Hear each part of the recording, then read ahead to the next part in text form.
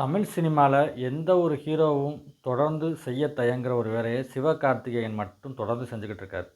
அது என்னன்னு கேட்டால் படத்தின் டைட்டில் அப்படிங்கிற ஒரு ஒரு மாதிரியான விஷயம். ஏன்னு கேட்டால் ஒரு புகழ்பெற்ற நடிகர்கள் நடித்த படங்களின் டைட்டிலை இவருக்காக மட்டும் ஸ்பெஷலாக வைக்கிறாங்க. இவர் படத்துக்கு மட்டும் எல்லா டைரக்டரும் எதுக்காக அந்த புகழ்பெற்ற படத்தின் டைட்டிலை கேட்டு வாங்கி தயாரிப்பு நிறுவனத்திடம் கேட்டு வாங்கி வைக்கிறாங்கன்னு தெரியல. எத்தனையோ நல்ல படங்களின் டைட்டிலை இவர் படத்துக்கு வச்சுடுறாங்க. இவர் படம் சில படம் ஓடும், சில படம் சுமாராக போகும். ஆனால் அதோட அந்த படம் முடங்கிருந்தா அந்த டைட்டிலும் வேஸ்ட் ஆயிரும். உதாரணத்துக்கு இன்றைக்கி வெளியாக இருக்கிற பராசக்தி, இப்படி எத்தனையோ படங்கள் சொல்லலாம். பராசக்திக்கு ஒரு காலத்தால் அழிக்க முடியாத படம். 1000 கருத்துக்கள், ஒவ்வொருத்தருக்கும் வேறு வேறு வேறு கருத்துக்கள்லாம் இருக்கும் அந்த படத்தை பற்றி. ஆனால் காலத்தால் அழிக்க முடியாத ஒரு படம். சிவாஜி கணேசன் நடித்த முதல் படம்.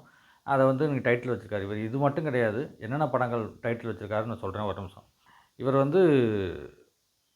இவர் முதல்ல எதிர்நீச்சல் இந்த படத்தில் தான் நடித்தார்.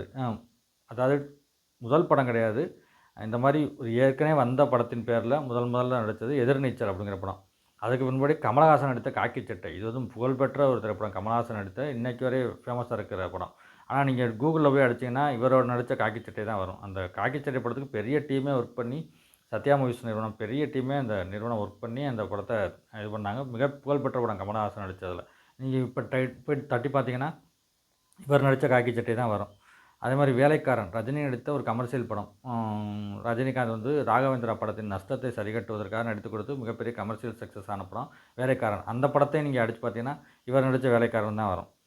ஹீரோ அப்படின்னு ஒரு படம், தமிழில் அந்த படம் வந்துச்சு, ரஹ்மான் நடித்து வெளியே வந்துச்சு. அதாவது கல்நாயக் படத்தோட ரீமேக் தமிழில் வந்துச்சு.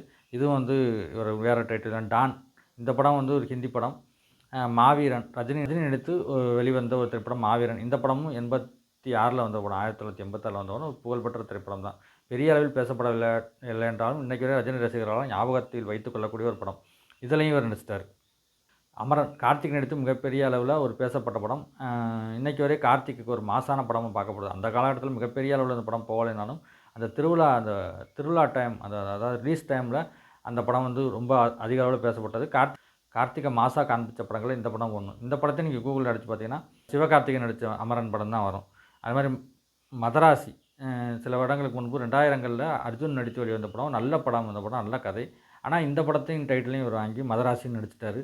இப்போ பராசக்தி இன்றைக்கி ரிலீஸ் ஆகிருக்கு. இப்படி இவர் ரிலீஸ் ஆன இவர் நடித்த படங்கள் எல்லாமே எதிர்நீச்சல், காக்கி சட்டை, வேலைக்காரன், ஹீரோ, டான், மாவீரன், அமரன், மதராசி, பராசக்தி. இந்த அளவுக்கு அடுத்த படத்தின் டைட்டிலை நடித்த ஹீரோ வேறு யாரும் இருக்க மாட்டாங்க. இவர் எல்லா படமும் இவரோட படம் பெரிய அளவில் பேசப்பட்டுச்சுன்னா அமரன் மட்டும் நல்லா பேசப்பட்டிருக்கு. மற்றபடி எல்லா படமும் கொஞ்சம் ஓரளவு சுமாரான படங்கள் தான், அமரனை தவிர. இது எதுக்கு இந்த மாதிரி நல்ல படங்களை நடித்து இன்றைக்கி பராசக்தி ரிலீஸ் ஆகிருக்கு. அது எப்படின்னு தெரியல. இனிமேல் வரக்கூடிய காலகட்டத்தில் அதை பார்க்க முடியும். இவர் எதுக்கு எல்லா பழைய படத்தின் டைட்டில்லையும் தேடி தேடி பிடிச்சி நடிக்கிறாரு?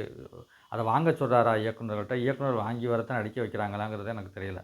இது ஒரு தவறான ஒரு முன்னுதாரணம். பழைய படங்கள் டைட்டிலே தொடர்ந்து நடிப்பதுங்கிறது ஒரு தவறான முன்னுதாரணம். பழைய படங்களுக்குள்ள மதிப்பு கெட்டு போயிடும். அந்த படத்தின் டைட்டில் எதுக்கு தயாரிப்பு நிறுவனங்கள் விற்கிறாங்கன்னு தெரியல. பணம் சம்பாதிச்சிட்டோம் போதுன்னு விற்கிறாங்களான்னு தெரியல. காலத்தால் அழியாத ஒரு படமாக வச்சுருக்கணும். ஒரு லெஜெண்டான ஒரு காவியமாக அந்த படத்தை நீங்கள் வச்சுருக்கணும். வேறு படங்களுக்கு அந்த டைட்டிலை கொடுத்து அந்த படத்தோட தன்மையோ அந்த படத்துக்காக இயக்குனர் உழைச்ச உழைப்பையோ நீங்கள் நாசமாக்கிறீங்க. தயாரிப்பு நிறுவனங்கள் அனைத்தும் இதுதான் செஞ்சுக்கிட்டு வர்றீங்க. நன்றி, வணக்கம்.